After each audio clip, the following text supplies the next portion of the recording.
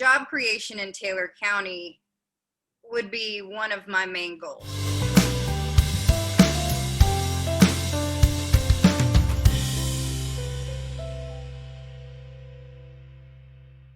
Hello, I'm Alex Renham of Unleashed Tiger, and I'm here with Gigi Collett, who's running for the assessor. Gigi, thanks for coming on the program. Hey, thanks for having me. Well, so when we got together, you came through and we interviewed in the primary, and we discussed all kinds of things, but that was right at the time COVID was making its move on the world. And I want to start out with a question that's based around COVID. Not that I want to make light of it, because it's obviously impacted our world, economy, health, and lives, and spared no one in terms of some impact. But what positive thing can you pull? What experience? What thing did you learn, or a new skill, or what can you look to COVID and say, I was able to do this in the light of COVID? Well, I think being able to pivot through some of the changes or restrictions that, we all were faced with, I think has, allowed me to do some things a little differently in life, and, valuing time that, you don't always get when you're doing all of the things and, trying to keep up with schedules. And so that was nice to just kind of be home with my daughter and, focus on really just enjoying time and valuing that time that, we were given. And also, I will say, being back in the schools, I think there's a lot of positive change that has happened through this process. I'm a believer in kind of small classroom experiences with, less students that can actually get the attention and maybe the direct instruction that is needed for some students, that kind of gets overlooked when you have 30 plus kids in one class.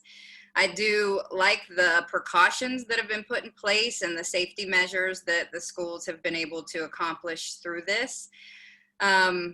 So I think there are a lot of positives, and if we can kind of stay focused on, the positive changes, I think that's where we can grow, maybe as a society and as a community, as a whole, and seeing that there is positivity there. And some of the kids that I've talked to really enjoyed being home. Now, maybe their parents didn't.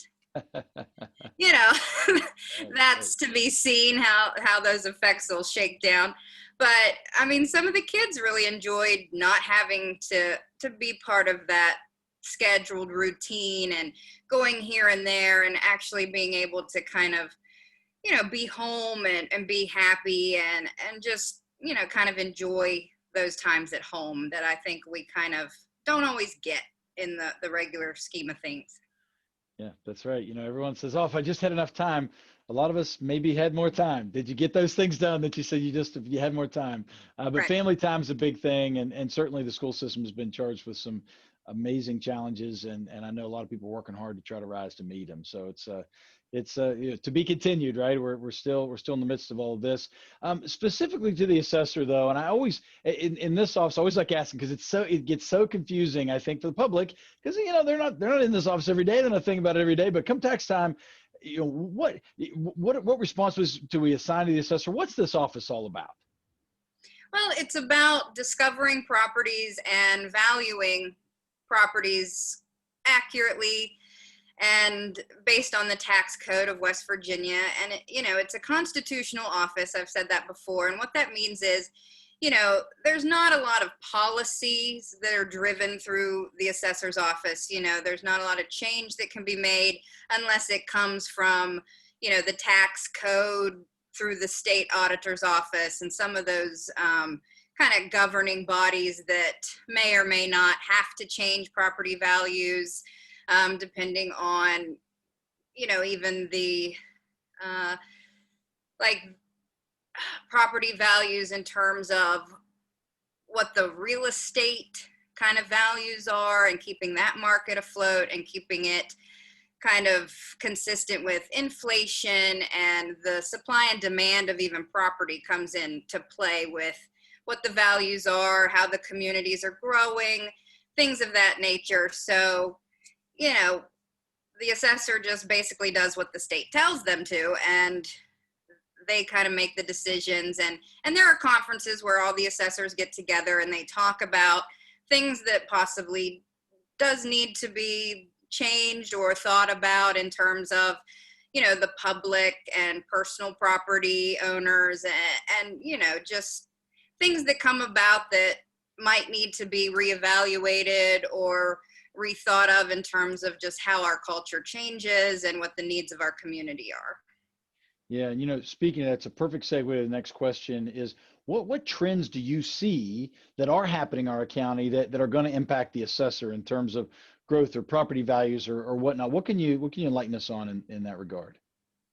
Well, I think our surrounding counties and our surrounding areas are growing, and they are outgrowing, I think, some of their areas. And I think Grafton is going to see a lot of, property ownership and people buying more property in Taylor County to either develop housing or to, kind of become almost a suburb idea for some of these more metropolitan areas around us. And I think that's a good thing. Obviously, we want more people here to kind of balance out those numbers in taxes and things like that to help fund our education system, our first responders, our volunteer fire departments, our police departments and things like that. So I really think that's exciting. I think that's a good thing, and it will bring hopefully more job creation if entrepreneurs are moving to the area and buying property and starting new businesses. And that's kind of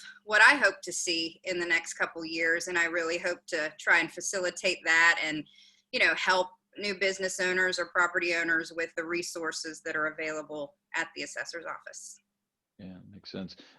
How do you mention balance earlier? How do you balance the needs of the county from a tax base, the laws from the state they're coming down, and fairness to the taxpayers, the local individuals here in Taylor County? How do you walk that line as the assessor?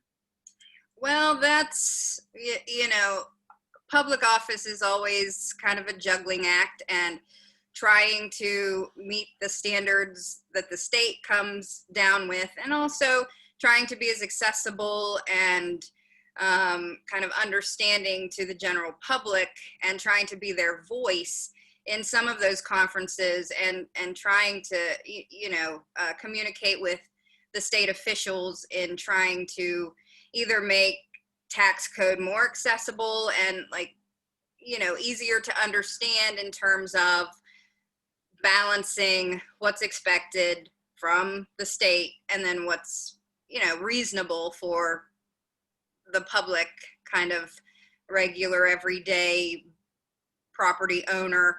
So I think as the assessor, I would definitely try to bridge those gaps through education and trying to just educate our general public on how our tax system is structured, how they can file properly. And if there are discrepancies, there's always a due process system that you could almost challenge what's being, what's being seen as your tax values, the appraisal values, and I'd like to kind of see more of the county assessors being able to share those concerns with the state auditors and the tax code writers and the people that are taking these things into consideration. Yeah, makes sense. So if you're fortunate enough for the people of Taylor County to put you in as the next assessor, what would be your number one outcome? Obviously there's a lot of things you might want to do, but what's that top thing? Like, boy, this is really what I want to accomplish in my next term or in my term. I think what rolls around in my head is job creation. And I think the assessor's office, where we don't have much say in how the tax code is written or interpreted. We can do our best to educate people on how those systems work together. But I think job creation in Taylor County would be one of my main goals, to try and, support entrepreneurs coming into the county, business owners who may want to expand, and trying to give them the resources that they need to make those things a reality. Because I think Taylor County, we need more jobs, and I don't think there's ever a place that doesn't have enough, especially to diversify our economy and to, give people a chance to increase their income with the skills they've developed, and then maybe help business owners achieve their goals as well. So that's what I hope to do in my first term. Gotcha. Well, as is customary on this show, we always give the candidate the last word. So, Gigi, what is it you'd like to tell the people of Taylor County? Well, I would like to ask them to please vote for me, Gigi Collett. I've been a long-standing Taylor County resident. I'm an educator. I really believe in the future of this county lies in our children, and I hope to see our education system thrive with more resources, and that comes from, more taxes, that not higher taxes, but more taxes, meaning job creation. If jobs are created, business owners are going to pay taxes and help those systems stay afloat. And so I just really hope that they'll give me a chance to network and support those dreams that I have for the county, and to hopefully everyone will benefit from it. So I just ask for your vote in November, and please vote, and thank you. Great. Gigi Collett for Assessor. Thank you, and good luck on the campaign. Thank you so much. Take care.